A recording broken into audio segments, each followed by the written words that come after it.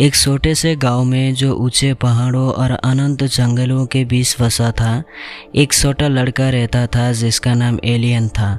वो बाकी बच्चों की तरह ही साधारण दिखता था, काले बाल, चमकती हुई आंखें और एक जिज्ञासु मन। लेकिन एलियन के पास एक ऐसा तोहफा था जो गांव के किसी और के पास नहीं था। वो हवा से बात कर सकता था। ये सब एक दिन शुरू हुआ जब आसमान में बादल छाए हुए थे और एक हल्की हवा गांव में बह रही थी। एलियन नदी की किनारे बैठा पानी की लहरों को देख रहा था। तभी उसे एक धीमी सी फुसफुसाहट सुनाई दी। उसने चारों ओर देखा, ये सोचते हुए कि शायद कोई पास ही है, लेकिन वह कोई नहीं था। फिर वही फुसफुसाहट दोबारा सुनाई दी, लेकिन इस बार ऐसा लगा जैसे ये हवा से आ रही हो। कौन हो तुम? एलियन ने पूछा।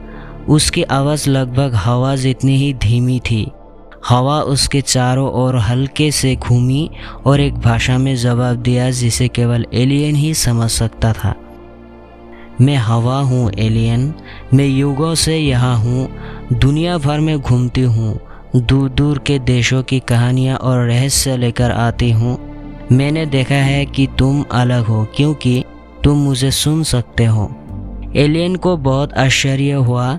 उसने हमेशा प्रकृति से एक गहरा संबंध महसूस किया था, लेकिन उसने कभी नहीं सोचा था कि वो इससे बात कर सकता है। उस दिन से हवा उसकी हमेशा की साथी बन गई। उसने एलियन को पेड़ों के गीत, नदियों की फुसफुसाहट और पहाड़ों के रहस्य सिखाए। जैसे जैसे एलियन बड़ा होता गया, वो गांव में सबसे बुद्धिमान व्यक्ति के रूप में जाना जाने लगा, जबकि वो अभी भी एक बच्चा ही था। दूर दूर से लोग उसकी सलाह लेने आते थे। वो हवा से सुनता था और फिर अपना सुझाव देता था, और उसकी बातें हमेशा गहरी समझ से भरी होती थी क्योंकि वो प्रकृति की बुद्धि से आती थी। लेकिन हवा ने एलियन को एक बड़े तूफान के बारे में भी चेतावनी दी जो कहीं दूर उठ रहा था और उसके गांव को तबाह कर सकता था। एलियन जानता था कि उसे कुछ करना होगा, लेकिन वो अकेला क्या कर सकता था। अपने दिल में दृढ़ संकल्पों के साथ एलियन सबसे ऊंची पहाड़ी पर चढ़ गया जहां हवा सबसे ज्यादा तेज थी। उसने हवा को पुकारा, उससे मदद की गुहार लगाई। हवा, जो अब एलियन की दोस्त बन चुकी थी, उसकी मदद करने के लिए तैयार हो गई। उसने चारों दिशाओं में संदेश भेजा और हर दिशा से हवा को बुला लिया। जब तूफान आया तो गांव तैयार था।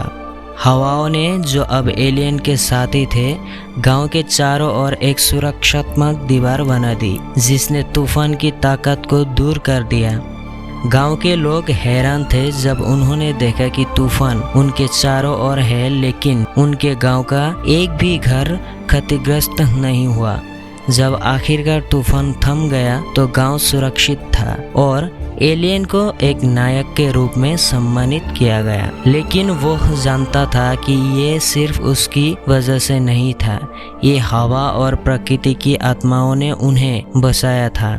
एलियन गांव में रहता रहा, हमेशा हवा की फुसफुसाहट को सुनता और उसकी बुद्धि को उन लोगों के साथ साझा करता जो उसकी मदद चाहते थे। और जैसे जैसे वो बड़ा होता गया, हवा उसकी दोस्त बनी रही, हमेशा दुनिया के रहस्यों को उसके कानों में फुसफुसाती रही। और इस तरह एलियन की कहानी एक दंत कथा बन गई, एक ऐसे लड़के की कहानी जो हवा की मदद से अपने लोगों की रक्षा कर सका और जिसने प्रकृति की भाषा को सीखा। और गांव के लोगों के दिलों में हवा से बातें करने वाले उस लड़के को कभी नहीं भुलाया गया।